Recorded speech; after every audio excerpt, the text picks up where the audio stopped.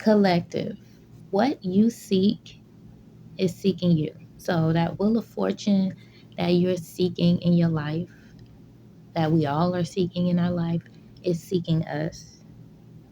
I think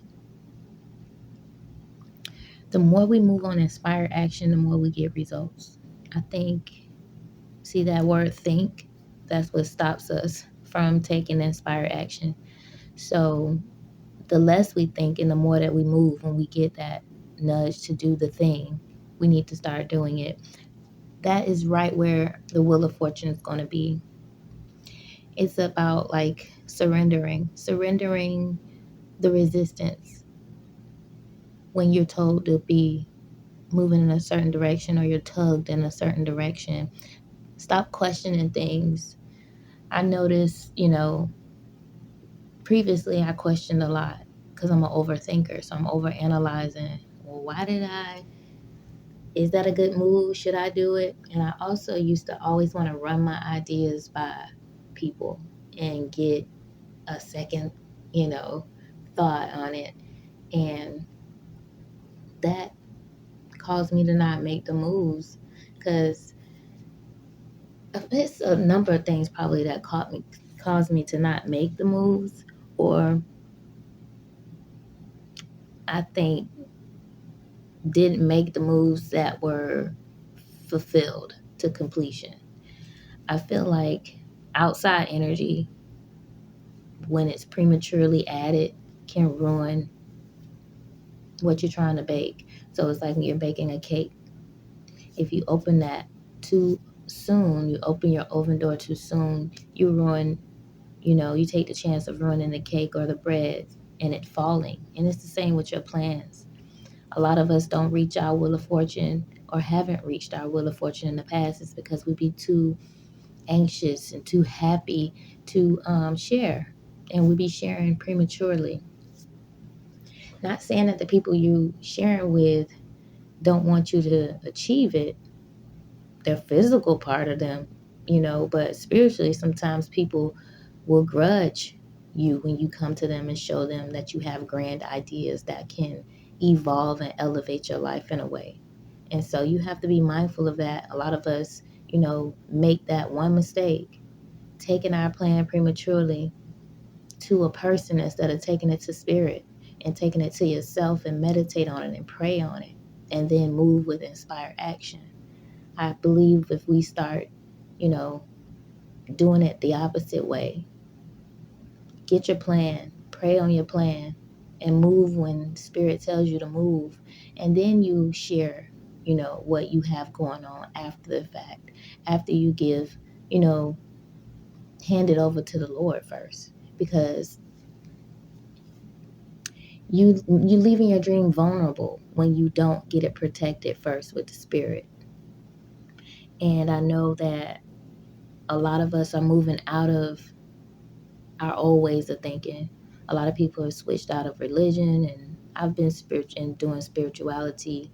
I feel my whole life because I'm a 12th houser, but really I stopped going to the church. Um, it's been a decade now, so I've been mostly spiritual for a decade, but I still remember the word, and I still believe in the word, the power of the word, and I still pray to the Most High. And I get my results the most when I go to the Most High first.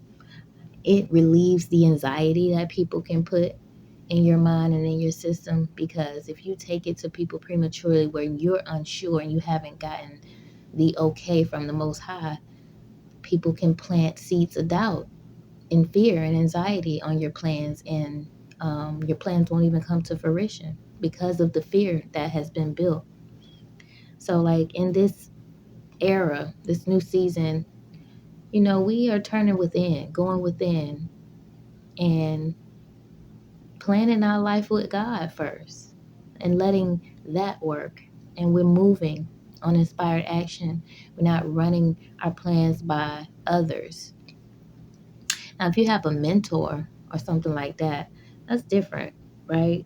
But I'm talking about, just regular casual talk. you spilling all of your plans, and you haven't even, really sprouted any of your plants, but you're telling people about the seeds you're about to plant.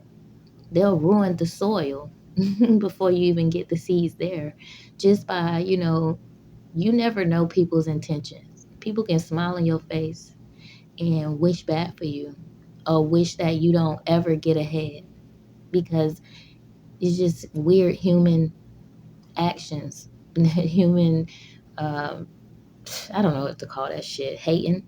That's all I can say. Crabs in the barrel don't want the next one to get past them. So if you can come to somebody with $1 million idea. I've heard, stories of people telling people their ideas. The person will act like they're not even interested in what the person talking about. Whole time they're clocking, and they'll turn around and do that person's idea.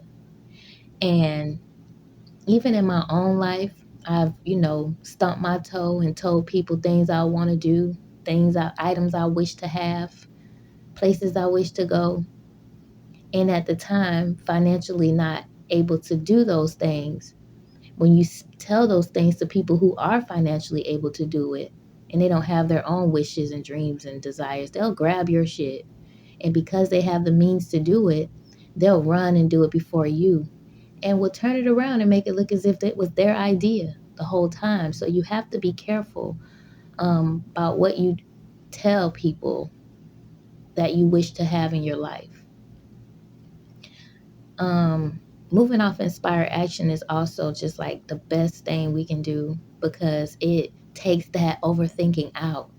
And when you don't have time to overthink, you don't have time to build up fears and resistance. And it bursts you out of that box that we tend to build around a plan or idea that keeps us from moving, from taking that inspired action and just going with the flow. Staying connected to the most high, most first and foremost. One thing I've learned over time, God ain't gonna send you nothing to confuse you. But man, and the enemy, whatever you want to call it, low vibrational energies, that's all it comes with, is confusion and chaotic energy. And so to avoid letting that type of energy into your plans, you just keep them tucked and close to your heart, and you share them with yourself, and you go back and you pray and you meditate on it, and you get different downloads on how to tweak it and how to make it better. But I think a lot of us will get that wheel of fortune this round if we go at it that way. And I feel also letting others in, it's like taking a needle and punching a balloon. And so it's, or a tire, like taking a needle and you poking the tire and it has a slow leak. That's what you telling your plans and things you wish to do with people prematurely does. It slowly leaks out the full energy and the momentum that it could have had you not told anybody, had you kept it to yourself until it was fully, out here in the physical. But yeah, that's what I believe. I believe telling people, and then the more you tell, the more holes you poke into your tire. So what is it? Evaporates, pulls all that air out of there. Before you know it, you don't have the energy to even do the thing to make it a reality, because you've told so many people and you've just taken the air out of the whole plan. So where you was first so motivated, had so much energy towards making it happen, because you were prematurely telling people, those with good intentions, those with bad intentions, you never know, but you were telling too many, and you were poking too many holes in that tire. And when you're getting ready to take off, the tire was flat.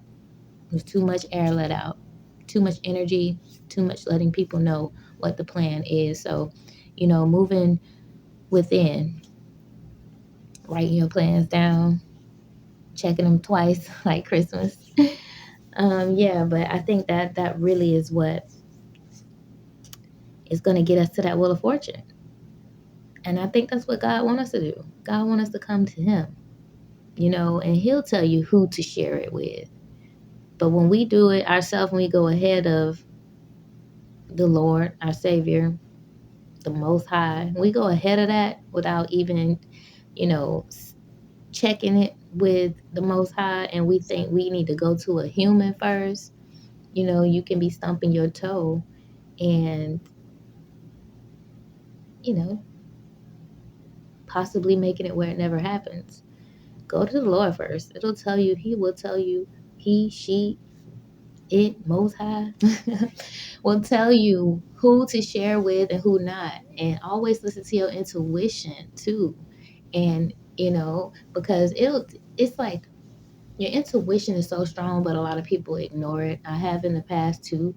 And sometimes your intuition will kick you right in the gut when you finish overshare or something like that, but you will push it down and still leap over it and still overshare. And that's shooting yourself in the foot, so to speak, right? It's like, listen to your intuition. Don't be hard headed this time. If it's a goal that you want to achieve in this time and really get to it without no bull, keep it to yourself.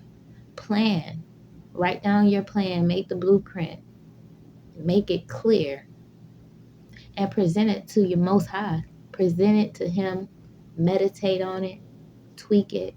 And then take action, inspire action. Don't force anything and don't let people in your plans. And watch how quick things start happening for you. The wheel of fortune will start to roll in your favor because you're doing it the right way. You're not going backwards and you're not trying to do self effort and you're not asking outside people for their advice. You're trusting in your creator to lead you or send your angels and guides to lead you to your wheel of fortune, to the divine way to go. So you don't have any hiccups, any disappointments, betrayals, all of those things that'll come when we go the other way and try to make things happen. So that's just my little chat for today. I hope you guys have a great day. And until next time, peace, love, and happiness. And don't forget to subscribe if you're not subscribed. I'll see you in the next one. Bye.